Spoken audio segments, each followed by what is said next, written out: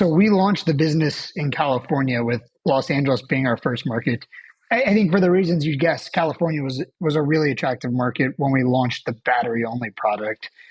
There's Right. high frequency of power outages, so very high penetration of homes that already have solar that we could install a battery on. And California, more so than anywhere else, has really wide time of use rates.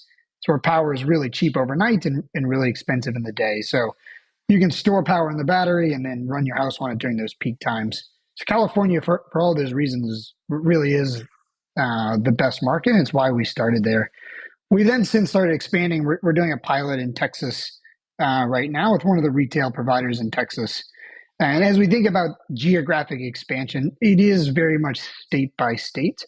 We have a few other states on the roadmap for 2025, but the markets in California and Texas alone are so deep just in terms of really the need and how many folks are looking for these solutions that's the primary focus. And then we'll continue to add states looking at the Northeast thereafter. When do you get to Illinois?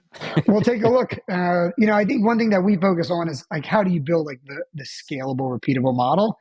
And Yeah. in a space where construction can be so local and nuanced, a lot of what we see, we're always encountering it for the first time. So we think about how do you take this learning, how do you productize it or standardize it?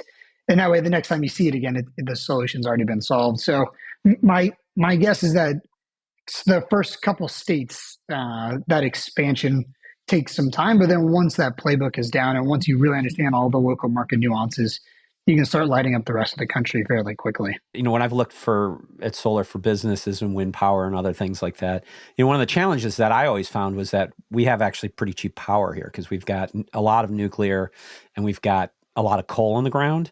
So, which is not a great thing to, like be making the power cheap, but it is what it is, I suppose.